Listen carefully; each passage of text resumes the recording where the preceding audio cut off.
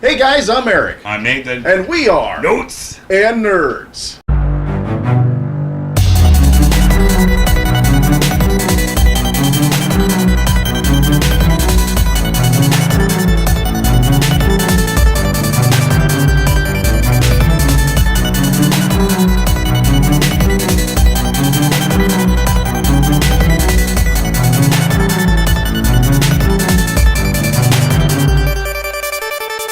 So guys, we're sitting here with Spencer Wilding. He has been in some pretty interesting movies. Nathan, what's a couple that you can think of? We'll just say he's very popular in the sci-fi horror style franchise culture. Let's see, Wolfman, Guardians of the Galaxy. We have Victor Frankenstein. He was Prometheus, and he also had another role in that film that you can tell us about in a bit. And a handful of other really important roles, including Harry Potter. He was the werewolf. And even in television series. And a couple television shows, that's right. So, Mr. Wilding. Don't forget the adverts. Ask me about some adverts. I've done the American adverts as well. There you go. There you go. Those little adverts, they pay the bills sometimes. Well, yeah, there you go. Paying the bills is important. Yep. So, you're in Kansas, in Topeka. You were here for TopCon Geek Expo. What'd you think? Awesome. Yeah, I've always wanted to come to Kansas. I've had a sort of one of these pulls on the shoulder. You've got to go to Kansas. Got to go to Kansas. I'm a massive fan of following the Yellow Brick Road as well. You're not around here. I'm not around these parts. You know what I mean? So no, I'm from a very small country called Wales. So it's small towards here. It's massive for us. It'll take you ages to run around the thing, but. North Wales, place called Rhyl, and it's spelled R-H-Y-L. Welsh people call it Rhyl. You've got to roll yours.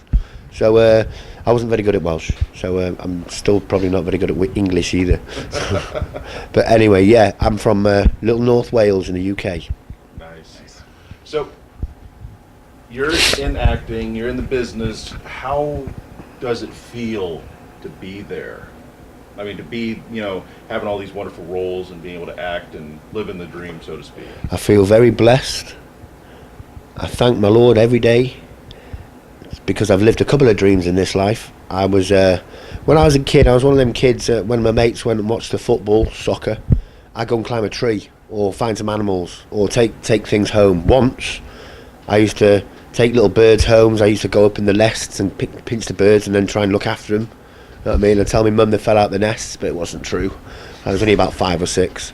And we lived in a small road called Bastion Gardens in Prestatyn, which is about a few miles away from where I live now. And we've got a nursing home at the top of the street. And one day, I turned up with a little old lady. You know what I mean? She was walking around. I took her, do you want to come and live with us? You know what I mean? And then there was a circus on one of the fields called Bastion Road, Bastion Gardens Field even, and it was a big circus that come every summer in the July time, and I was about 6 or 7, and there was an elephant grazing, there was a camel grazing, there was a few horses grazing. Anyway, I went up to the elephant, and the elephant said to me in my head, "Hey, I'll come and live with you." So it took me about an hour and a half to just get its peg out the floor, because this was a big peg, right, to hold an elephant. So I got it out, I was sitting there, and this elephant, he didn't like people, and he just loved me, and he knew what I was up to. So I got halfway home with this elephant before the circus people come running after me. You know what I mean? So I was one of them kids. You know what I mean? I'm still got one of them. A big part of me is still like that. I'm the guy that will not keep the football from the next door neighbour's kids. I'll just kick it back. I'll probably climb over and have a bit of a kickabout as well. That's awesome. So, you also had some stuff before acting. You were in the sports industry for a little while there, correct? That's right. What was that profession? Right, well, I've got a family, right? My mum's side's called the Gizzies, right? It's an Italian family, originate from Sicily, but we're all over the world now. We're like settled Romany gypsies, but from over 100 years ago. And I was a bit of a sporty kid. I used to run around, jump a lot, and see how many ditches I could jump over, with crocodiles in there and flames and stuff with imagination.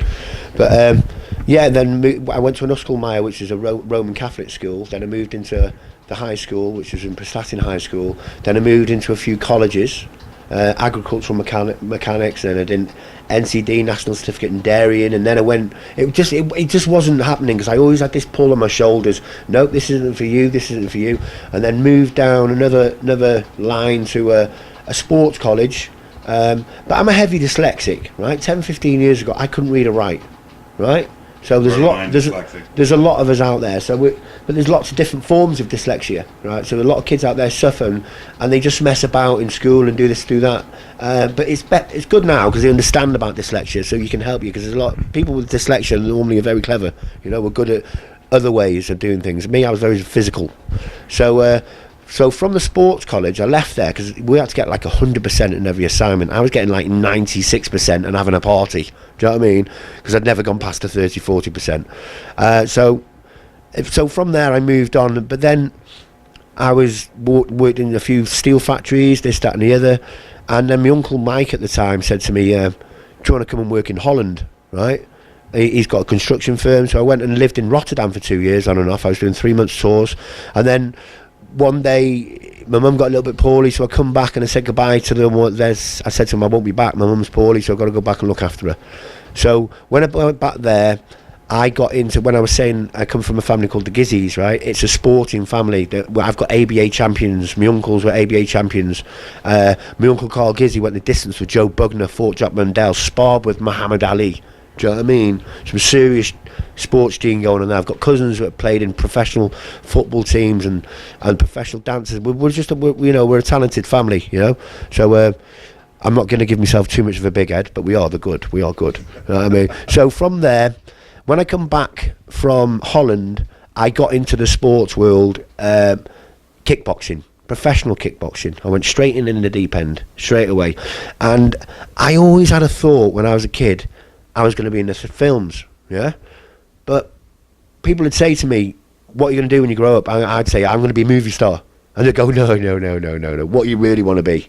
I'm going to be a movie star. No, really. All right, okay, I'm going to be an ice cream man or something like that. So, it's one of them. Then there's a big gap. Forgot my dreams. Then I come back, but then my dreams come back to me when I got into the sports world. But because I come the Welsh, British, European kickboxing champion, I beat the world champion, I beat the Commonwealth champion, went into pro boxing, undefeated into the pro boxing. I had 18 fights, 17 wins, 14 knockouts, 3 titles. You know what I mean? But I beat everybody, so I was successful. You know what I mean? I was like the evil Knievel of the kickboxing ring. Now I broke my leg, my ankles, my toes, fractured my skull, smashed my rib cages in, swollen livers, but I'd never lose, only the once. But kickboxing is very dangerous. Yeah, well, any contact sport is dangerous, but it's a controlled sport, and it is a sport at the end of the day. You know what I mean? It's dangerous walking along the road. You could slip over and fall in front of a car. Do you know what I mean?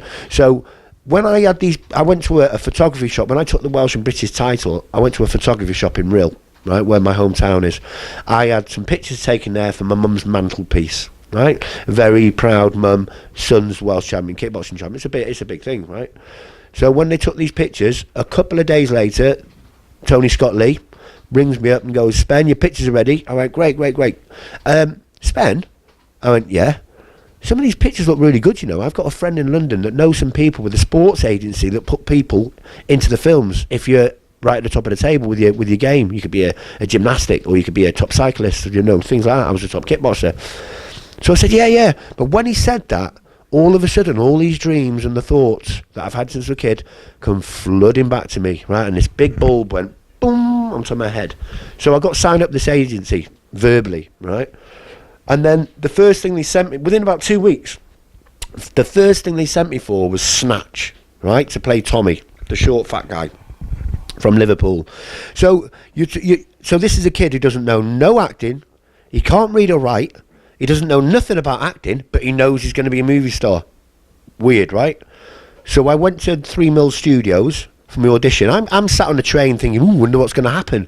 I thought I was going to get off the train to red carpets, guys with trumpets and going, "Bah, bah, bah, you're in the movies." But, I got there, there was none of that going on. I had to wait at a gate, signed in, blah, blah, blah, blah. Got to the audition room, and there was the producers there, and they come up to me and said, "Listen, you've got this part, just deliver your lines." And I'm thinking, what are lines? what is dialogue? I didn't know anything, because in school I couldn't read or write, so I wasn't taking in the input. Do you know what I mean? I wasn't thick. I didn't have no knowledge like that, so I couldn't do it. I messed up that audition heavily. So when I come out of there, all my dreams crushed and crumbled straight away, because I realised I couldn't read or write, right? So I couldn't act. I didn't know how to do anything. It was quite sad, really. But they sent me for some more auditions, failed all of them. 8 months, 9 months passes, right? My agents, I haven't even heard of them now, right? They've given up on me. I know they've given up on me. So they basically had a phone call, and Warner Brothers were on the radio, the local radio. They were looking for a very, very tall actor to play their werewolf in Azkaban, right? Prison of Azkaban, right? It's a great story. And so my mate's on the phone, says, "Hey, Spen, are you still doing the acting? Because Warner Brothers are looking for a really, really tall actor." And I'm thinking to myself, you know what? I'm not going to give up on this dream. My gods upstairs are looking after me, and they want to bring me in this way. You know what I mean? Because they're trying different ways to bring me in. I knew it was my path. You know what I mean? Some people have a feelings they're going to be a top plumber or a top promoter or a top whatever. You know what I mean? And so I rang my agent up and I said, "Am I still signed with you guys?" And he went, "Oh, yeah, we've been very busy." I'm like, "Oh, yeah, all that." So, and then I said, "Listen, Warner Brothers are looking for a very tall actor. Could you get me the audition? Because it's a closed audition. So they'll only deal with professional actors." I said, "Yeah, we'll try. We'll get back to you." They got back within 2 minutes and said, "Oh, you've got the audition tomorrow. You've got to get to Leverson Studios. You've got to get up there." And I, yeah. But I knew, even then I knew I'd get this part. I walked into the room. There was like 30, 40 actors in there, some very famous actors. And I got I got a call back. So the call back, I didn't know what a call back was, but they called me back. You know what I mean? So that a week later they called me back. And then the room was half them actors. There was 16 actors. Then I had a third call back. And then there was like 6 of us. But I still knew I had this part. So, and then at the end of the day, they told the 3 of us, "You've got the part." Right? So it was me, Marnix van den Broek. 2 of us played that, the werewolf. 2 of us played that. Because it was such a vigorous role. Yeah? So, so we're in the taxi, going back to the station. Then the taxi driver one of us gets a phone call saying, "We're really, really, really sorry about this, but we can only take 2 of you on." So 3 of us got told we got the job, but then it had changed. There's only 2 of us. Maybe it was a crew member in there, and they were just checking us out, see what we were saying in the cab. But you don't know that stuff goes on, because you couldn't have 2 idiots on the job. Do you know what I mean? So I don't know why I got the job. But anyway, but yeah. And the rest is history. That's how I got in. I was the werewolf in Azkaban, and then it went bounced onto other jobs, and I really got accepted into the family. You know what I mean? I sort of come through the back door. You know what I mean? Because normally you come through an acting college, or this, that, and the other, or somebody connected into your family. Very rarely somebody just drops in like that. Do you know what I mean? But I got friends upstairs. You know what I mean? Now, do you have anything coming up? Any big news? Well, I've just done like a sort of it's a spin-off for Doctor Who. It's a spin-off of Doctor Who, and that's all I can say really. Can't really say any more than that, you know. And I hopefully the phone goes at some stage, because there's always something going to pop up. You know, hopefully there is. I hope my ride hasn't stopped yet. You know, because I've got a young guy, I'm fit, I've got a lot to bring to the table. So yeah. As an actor, is there any parts in cinema that you would just really love to play? Or a franchise you would love to be a part of? I mean, you got to play Frankenstein. I mean, come on. That's a monumental role. Yeah, of course. You know, it was great that the production asked me to come on to play Frankenstein as well. I played the Wolfman. So we need Dracula next, right? And we've got them 3 down. The Mummy. Or the Mummy, yeah, again. You're a tall guy. The Mummy's Yeah, you never know. If there's anybody listening there. Creature from the Black Lagoon. Well, you know what? I can bring the darkness. Yeah, I can bring the light. I can bring everything. You know what I mean? And I'm really good at doing that. So if there's anybody out there they want me to be in their film, you know what I mean? I'm your man. Now,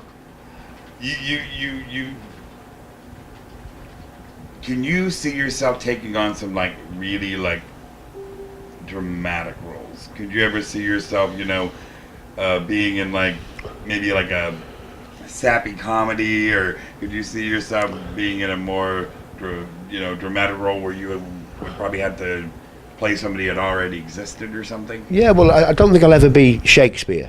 You know what I mean? I just don't. My characters just don't. I don't think that. Oh, you're right. Yeah, where art thou? You know what I mean? But yeah, you know, I always like to go out my comfort zone, you know what I mean, and develop my craft. Because as you go along, confidence grows and grows and grows and grows and grows. So who knows where I'll be in 10 years' time? I hope it's a good place, and I hope I'm still here. You know what I mean?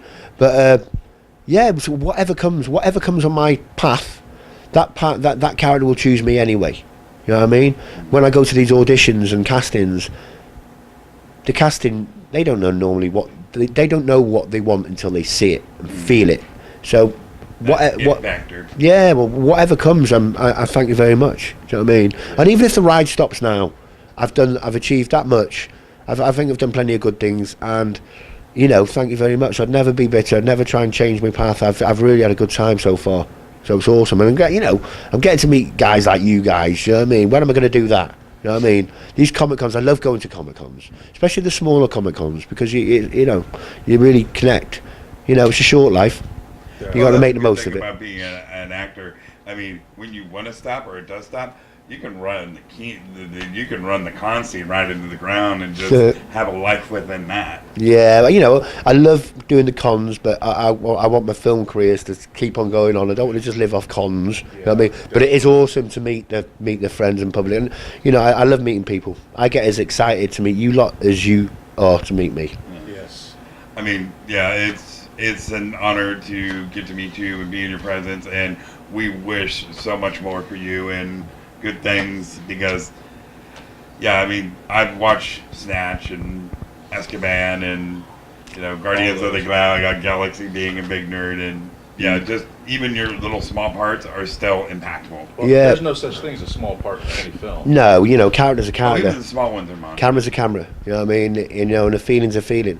Well, kind of go back to what you said. You played the big blue guy, and you think One of "That's my not a favorite big characters." Yeah, deal." yeah, And yeah, you yeah. watch the film, you Yeah, realize, that always holy was. crap, that's why he's so ticked off. I took that, and you realize Yeah. that little bitty role is just Huge. It's a huge impact. Yeah. It develops the emotion behind why that piece was so important. That's it. And it's amazing to see Yeah, that. I did. You know, going to TV programs. I played Doctor Who. Yeah, three characters in Doctor Who: the Minotaur, the God Complex, the Wooden King on the Christmas Day special, and the Skaldek in the Cold War. You know, they're all amazing characters, all amazing characters. But not many people will know this. But I did an advert in 2000, something like that. It was a Super Bowl in America, right? We filmed it in Ronda in Spain. It was a spin-off from the Monty Python, yeah? So I was playing a French heckler, and it's called Quest for Holy G, right? And you've got a lot of very famous sports people in there, American sports people and blah, blah, blah. So two of us at the top of the castle, and I was a French heckler, you know, women do not belong in a man's quest, and here's a pony, and all that stuff, you know, throwing stuff off the castle. But I was in America at the time. They flew me over to do the reshoots for The Wolfman, right? So I was in LA, right? But we didn't end up doing the reshoots there. We did it back at Palmer Studios. So it was more of as a thank you from Universal, give me a 2-week holiday and let me chill with the stunt team, what I've become very good friends with, and but when I was there, I was down at the beach, one of the bars at the beach, and there was like a 20-foot telly inside this bar, television, and I was saying, we just started drinking now, and I was saying to the stunt boys, I said, have you seen this advert at all for Super Bowl? And it's Quest for Holy G. No, I've seen nothing like that, Spen. And you know, Super Bowl runs for about a month or something, isn't it? Super Bowl's the month leading up to Right. advertising. A lot Okay. of big deal. Yeah, but this was when it was actually on. You know what I mean? So when it went to intervals, it went to Gatorade.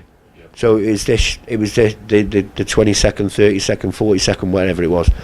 So I'd come out, and then it was about an hour or two into the night out, and you know, the drinks were going down well. New company, we were having a giggle, and then all of a sudden one of the stunt boys go, "Hey, Spam!"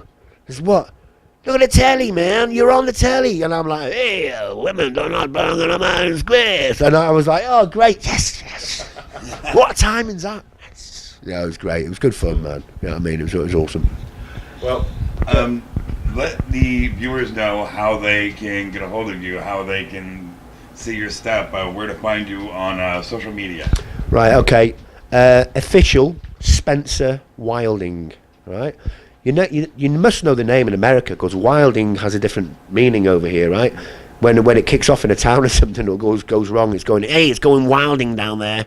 So, you know what I mean? That's what it means. So you don't forget that name, Spencer Wilding. So it's official Spencer Wilding. And then I'm on Instagram, Spencer Wilding. But I need my Twitter, because I'm not verified yet. I don't know why they've not verified me yet, but I'm on Twitter, right? So if you're watching, yeah. So you can follow me on Twitter. It's at Big Spen Wilding. Big as in big. Spen as in Spencer, Wilding as in it's all going off, right? So that's how you can follow me, and I'd love a few followers. You know what I mean? Off you guys over this side of the pond, and Show some love. yeah, show me some love. Press that follow. It was an honor to have Spencer here. Thank you so much. No problem, man. Thank you for being here. Yeah, thanks for having me, guys. Take care, kids. Always say it. I'm big on the kids. Just be careful out there and follow your dreams. Try not to take any negative in, but if it does go in, just hit it with a positive. Smash it out the water and eat your sprouts and your green beans, and then you grow as big as me. All right, see you later. Bye.